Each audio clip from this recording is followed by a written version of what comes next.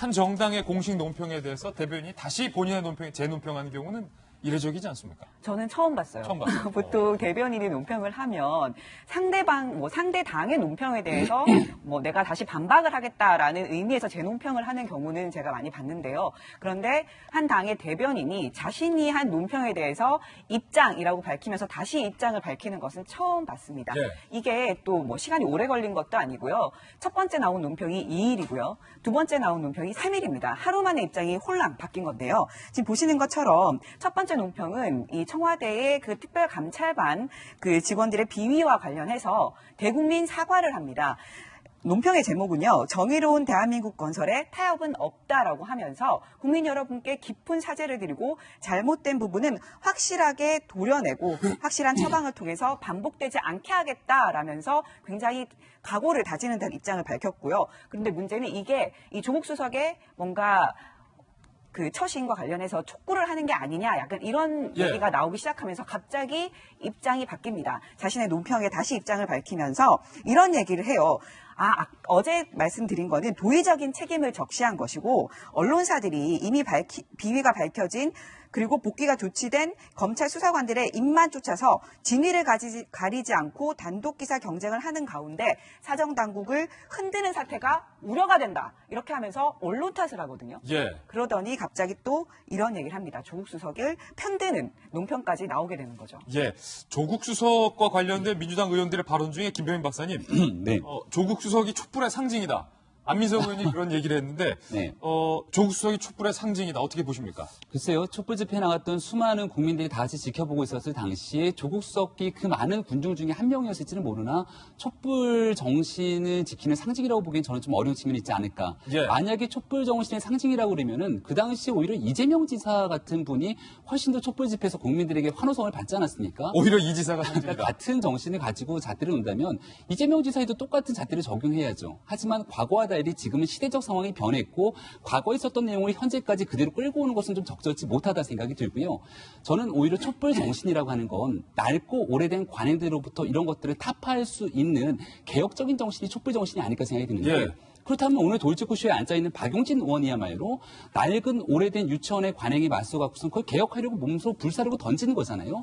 이런 박용진 의원을 대상으로 촛불 정신의 상징이다라고 얘기하면은 그런 부분에서 인정이 가능할 것 같습니다. 박용진은 촛불 상징으로 인정한다. 어저께 유치원 3법 통과 때문에 사실은 한국당도 그렇고 여러 가지 입장들이 조율해야 되는 측면들이 존재합니다. 그렇다면 여기에 대해서 당대표가 훨씬 더 많은 관심을 갖고 나서야 되는데 오로지 조국 수석만을 놓고서는 촛불 정신의 상징이다라고 얘기를 하게 되니까 이것은 문재인 대통령 지키기 그리고 현재 청와대 지키기 아니냐라고 하는 세간의 비판에 면할 길이 없는 것 같고 한마디만 더 말씀을 드리면 조국 민정수석은 인사를 담당하잖아요. 그동안 조국 수석이 검증했던 인사들 얘기할 때마다 정의당의 데스노트라는 게 존재했어요.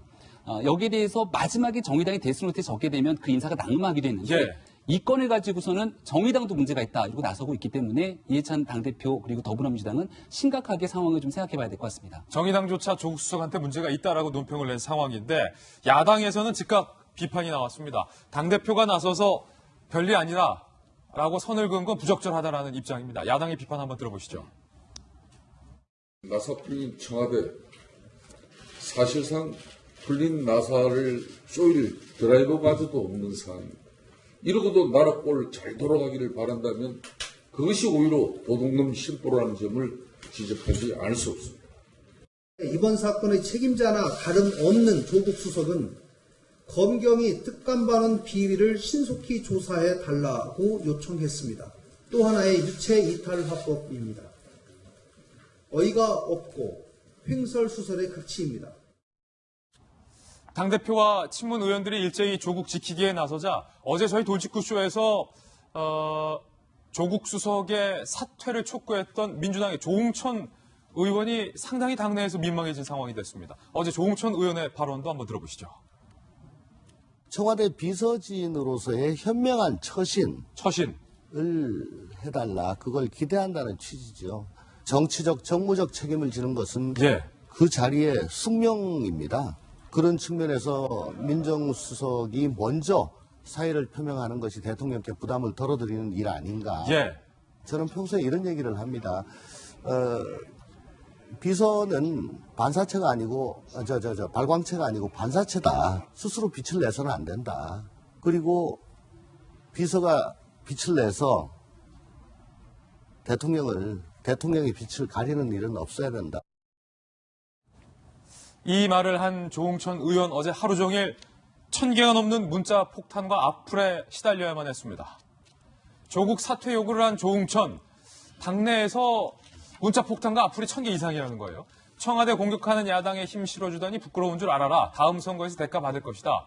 조응천 의원 사무실 관계자는요. 온종일 욕설 섞인 항의 전화가 오고 있다. 박정아 대변인, 저는 조응천 의원님한테 상당히 좀 미안했어요. 괜히 어제 저희 돌직구쇼에 제가 불러서 나와서 소신 발언을 했다는 이유만으로 지금 지지자들로부터, 문재인 대통령 지지자들로부터 욕설이 섞인 1000개가 넘는 악플을 받고 있게 됐으니까 괜히 제가 미안해집니다. 조응천 의원이 굉장히 곤혹스러운 상황인 것 같은데요. 저는 그래도 조응천 의원 같은 분한테 박수를 좀 보내고 싶고요.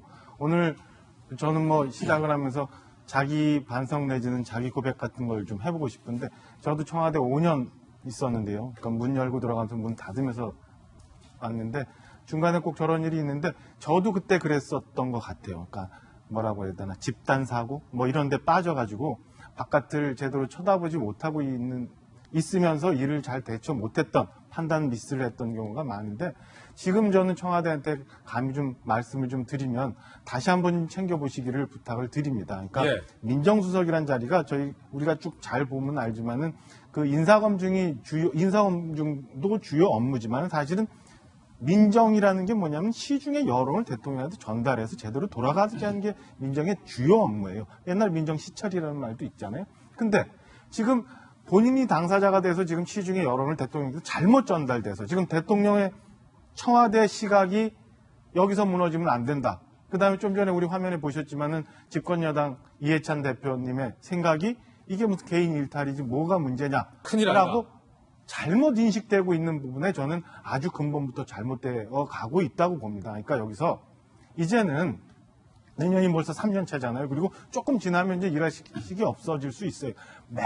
마냥 촛불을 마냥 자의적으로 해석을 해서 이게 우리가 하는 게 다 촛불이라고 생각하지 말고 우리가 혹여 잘못 가고 있는 부분이 어디는 있는지, 그다음에 어느 부분이 잘못됐는지 한번 생각해야 나라가 바로 갈 수 있는 거예요.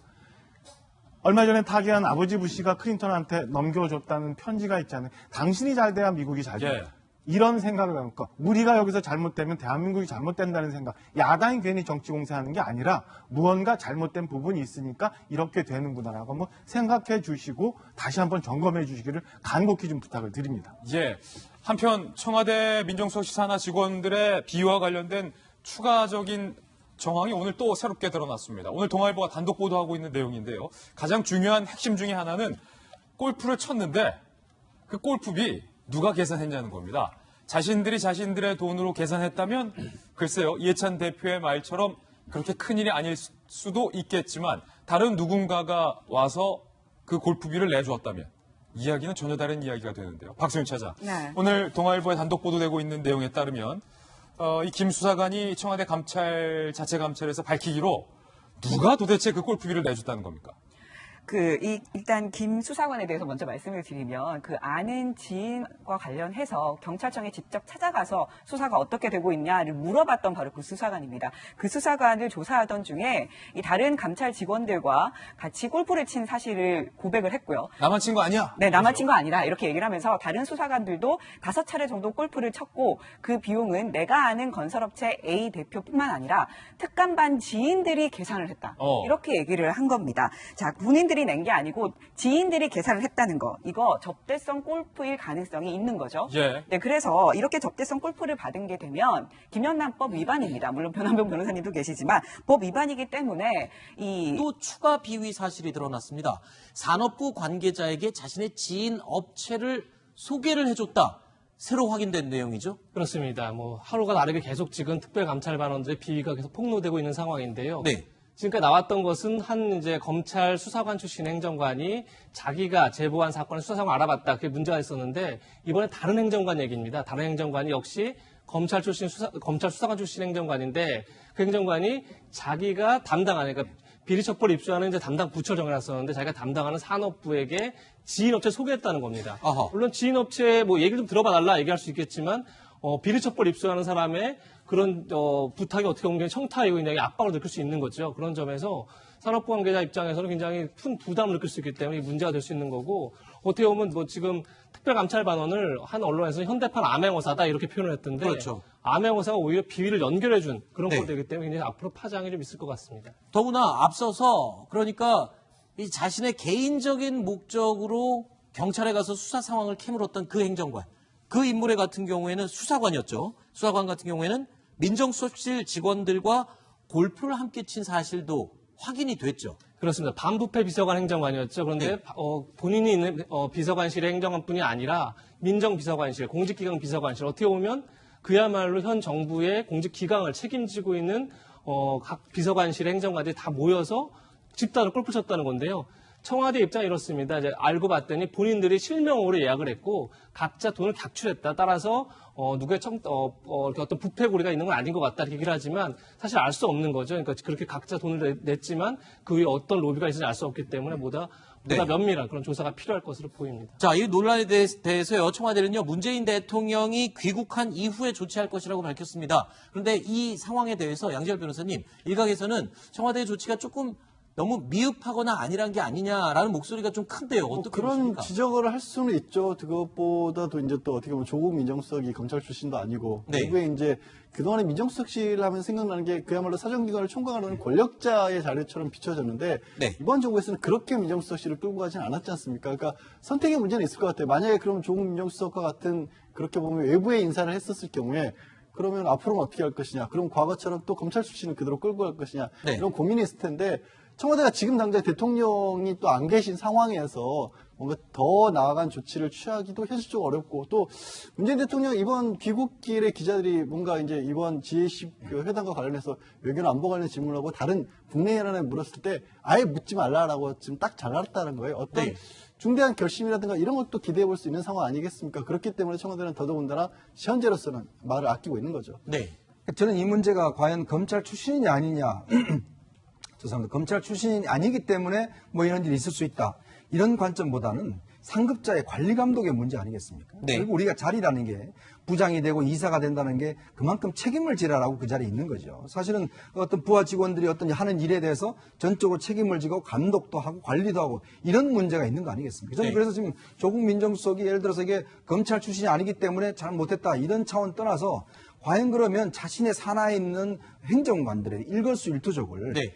지난 박근혜 정부 때는 사실 골프 금지령에 대해서 골프를 못 쳤어요. 네. 물론 이번도 마찬가지지만 사실 어떤 면에서 보면 조국 민정수석 입장에서는 밑에 있는 직원들이 뭘 하고 있는지는 최소한 알아야 되는 거 아니겠습니까? 그래야 상급자가 역할을 할 수가 있는 거겠죠. 근데 문제는 지금 밑에 있는 직원들이 뭘 했는지를 전혀 몰랐다는 거.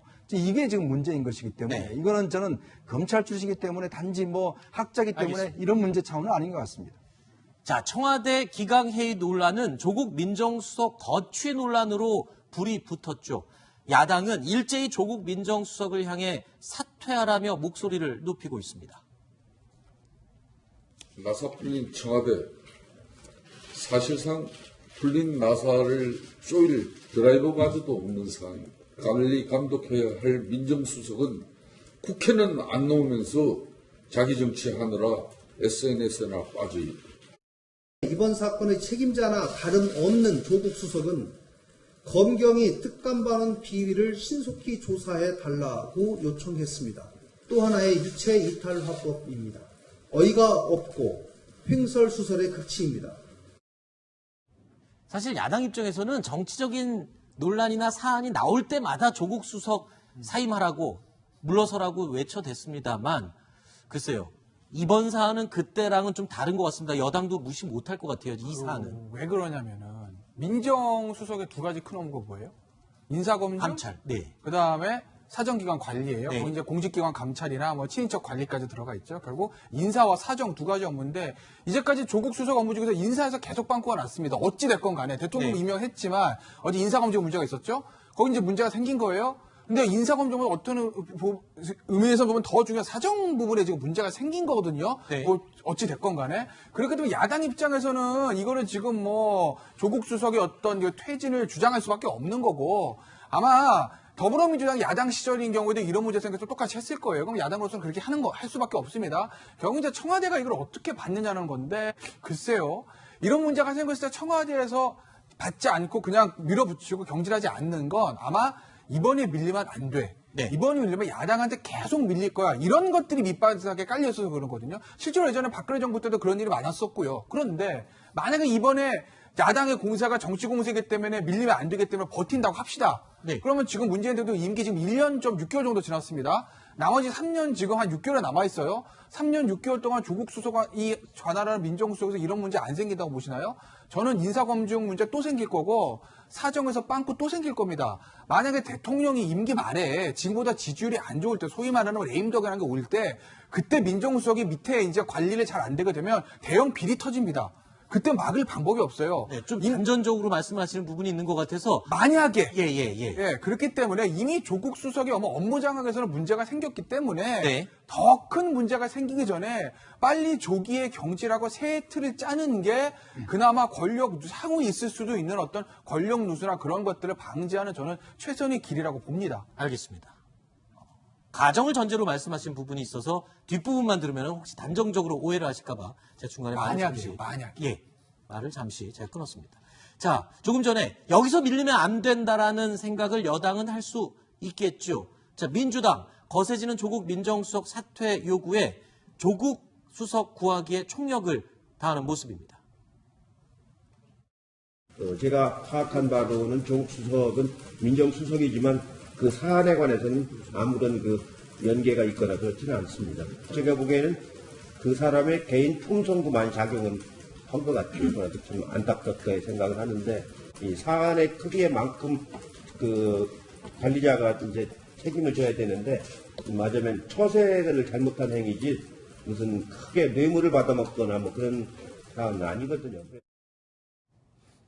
자, 처세를 잘못했지 뇌물을 받은 사건은 아니기 때문에 조국 민정수석은 글쎄요, 여기까지만 얘기하겠습니다. 이재명.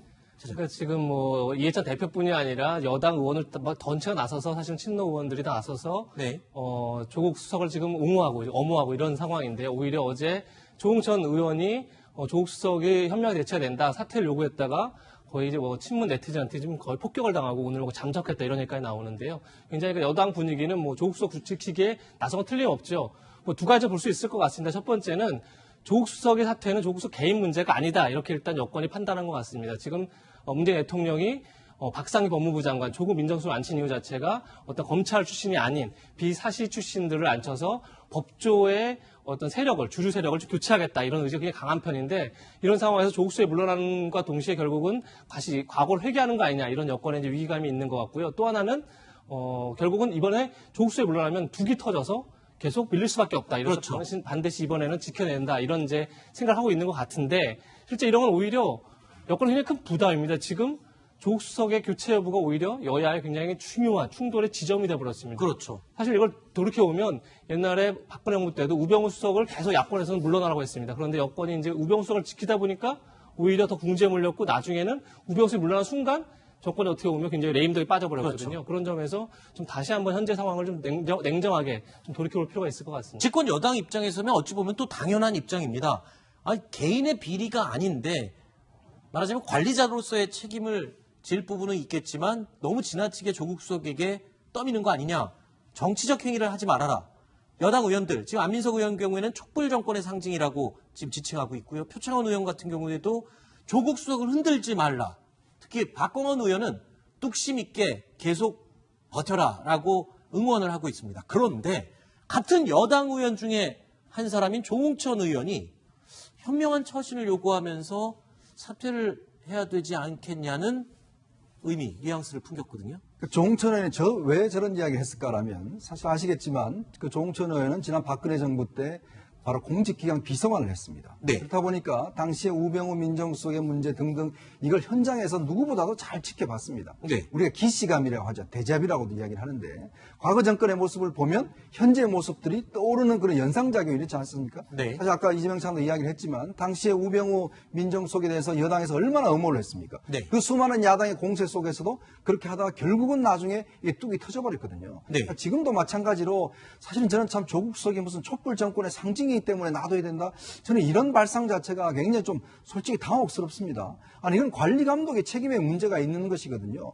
또 한편으로 박전호 의원 이야기가 그 검경의 어떤 수사권 문제나 이런 걸 개혁하기 위해서 있어야 된다고 이야기를 하는데 저는 반대로 오히려 조국석이 있으면 더 안 될 것 같아요. 야당이 지금 반응을 보면 오히려 조국석 때문에 반대를 하는 경향이 있거든요. 그렇다면 오히려 저는 이 시점에서 교체하는 게 현명하지 않는가라는 생각도 듭니다. 조홍천 의원과는 또 다른 차원에서 또 박지원 의원은 조국 수석을 지금 옹호하고 나섰어요. 그러니까 조국 수석까지 물러나면 문재인 정부의 개혁은 성공할 수가 없다. 그러니까 지금 상징성이 어떤 거냐면 그냥 우병우 전 수석과 비교를 하시면 이런 거죠. 우병우 전 수석 같은 경우는 사실 검찰 내부의 검찰 내 실세라고 봤었고 검찰을 좌지우지했었던 그런 인물입니다. 그러니까 권력을 실제로 행사했던 인물이었던 거고 지금 조국 수석 같은 경우 맡은 바 임무 자체가 검경 개혁의 어떤 뒷받침을 하는 거죠. 그러니까 기존의 민정수석실에 했었던 업무와는 민정수석과는 조금 다른 일을 하고 있는 사람이기 때문에 그래서 지금 저 얘기를 한 것이고 아까 이해찬 대표 같은 경우에는 그 처음에 문제를 일으켰던 비서관의 어떤 처신 자체가 잘못된 부분이었기 때문에 그게 그렇게 어떻게 보면 조국 수석이 관리 책임까지 져야 될 정도로 심각한 사안은 아니지 않느냐라고 얘기를 한 거죠. 자, 여당은 애써 지금 보호를 하고 있고 야당은 아주 가열차게 공세에 나서고 있는 그런 모양새입니다. 그 중심에 지금 청와대 조국 민정수석이 서는 모양새가 됐습니다. 자, 한편 이곳저곳 이 난제들이 많이 널려 있는 상황에서 이해찬 더불어민주당 대표가요, 오늘 취임 100일을 맞았습니다. 오늘로 지도부 출범 100일을 맞았습니다. 저와 민주당을 아껴주시는 모든 분들께 진심으로 감사의 말씀을 드립니다. 무한한 책임감으로 2020년 총선 승리에 문재인 정부의 성공, 정권 재창출을 이루어내도록 하겠습니다.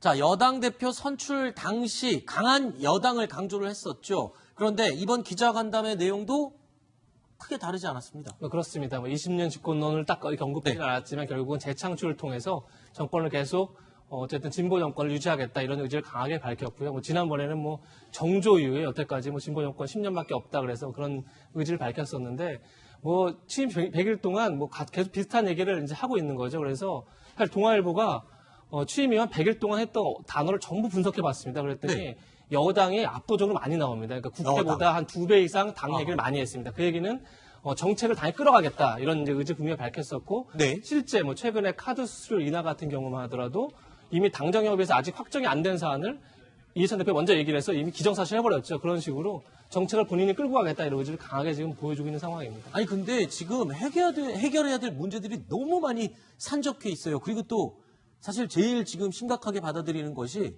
지지율이 지금 점점 떨어지고 있잖아요. 그렇습니다. 문재인 대통령과 지지율을 같이 가는 거기 때문에 그렇죠. 여당은요. 근데 문재인 대통령 지지율보다 더 빨리 떨어지고 있죠, 사실. 근데 그건 당 입장에서 어쩔 수 없는 측면이 있는 건데 결국은 20년 집권론을 떠나서 당장 내년 총선에서 내후년 총선에서 얼마나 이제 선전하느냐가 따라서 사실은 여권의 재창출 가능성, 정권 재창출 가능성을 이제 확인할 수 있기 때문에 이해찬 대표 입장에서 일단 다음 총선에 모든 포커스를 맞추고 아마 계속 정책이나 이런 걸 서민 정책을 많이 끌고 가서 그런 쪽으로 이제 지지율 관리에 들어가지 않을까 싶습니다. 네. 사실 이해찬 대표가 여당 대표로 선출될 때 강한 여당 그리고 강한 리더십을 굉장히 기대를 했습니다. 당 내외에서.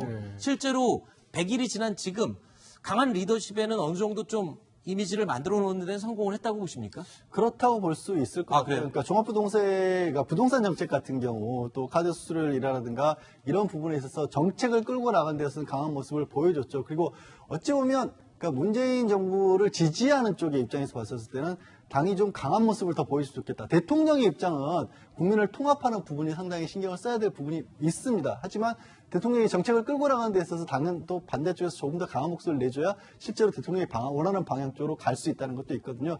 그런 부분에서는 이해찬 대표가 어느 정도 역할을 했었는데 문제는 그러니까 어떤 정책과도 상관이 없고 외부적인 요인들에서 좀 어떤 자본들이 자꾸만 일어나기 때문에 당 지지율이 떨어지고 있고 이해찬 대표가 목소리를 높이는 부분들이 드러나지 않는 것처럼 보이는 거죠. 자, 이해찬 대표가 취임 100일 동안 이 강한 리더십에 대해서는 어느 정도 성과가 있었다라고 지금 평가를 해주셨는데 자, 이러한 강한 리더십이 야당에서 볼 때는 또 정반대로 느껴지겠죠. 이해찬 대표를 향해 일방적인 국정 운영이다라면서 비판을 하고 있습니다.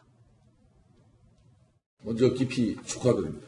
독주하던 청와대에 가려 존재감조차도 희미해지던 여당의 존재감을 드러낸 것까지는 좋은데 아직도 민주당은 청와대 중심의 일방통행식 국정 운영에 청와대 출장소 역할밖에 민주당이 이루어지지 못하고 있습니다.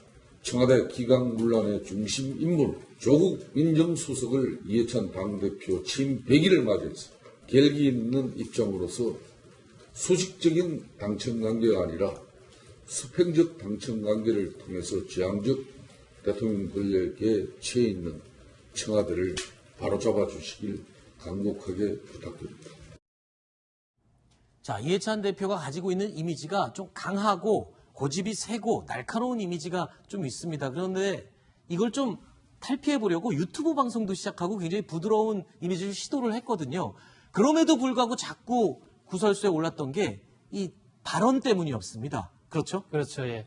사실 오늘도 이제 초월회라고 의장과 여야 5당 대표가 만난 자리에서 이 총리가 이런 얘기를 합니다. 지금 한국당을 뺀 야당이 연동형 비례대표제를 주장하면서 이제 예산안과 연계하겠다 이런 주장을 하고 있는데 본인이 그 얘기를 하면서 예산안과 선거제도 연계하겠다는 방침에 자기는 경악을 못하겠다, 경악을 금치 못하겠다 이렇게 얘기해서 또 야당이 지금 반발을 하고 있는데 뭐 20년 집권도 마찬가지죠. 사실 뭐 정당이 집권하겠다는 것 자체가 잘못된 게 아니죠. 당연한 건데 이제 그러면서 20년 집권의 근거가 이거죠. 우리가 아무리 좋은 정책을 해도 정권이 바뀌면 바로 정책이 없던 일이 돼버린다. 사실 그 자체가 굉장히 저는 정치를 잘못 이해하고 있다 이런 생각이 들 정도로 물론 이제 굉장히 정치 오래 하신 분이지만 사실 정책이 바로 뒤집히는 거는 그만큼 합의를 이루어진 정책을 만들지 못했기 때문입니다. 그 여권이 정책을 일방적으로 끌고 갔기 때문에 사실은 정권이 바뀌자마자 바로 그 정책에 대한 반발이 이제 일어나는 건데 결국은 이제 얼마큼 협치하고 얼마큼 같이 가고 이런 문제가 중요한데 이제 이해찬 대표가 아무래도 밖에 비춰진 이미지는 협치보다는 그렇게 어떻게 보면 독선적인 그런 이미지가 많기 때문에 진짜 이런 문제가 나오는 것 같습니다.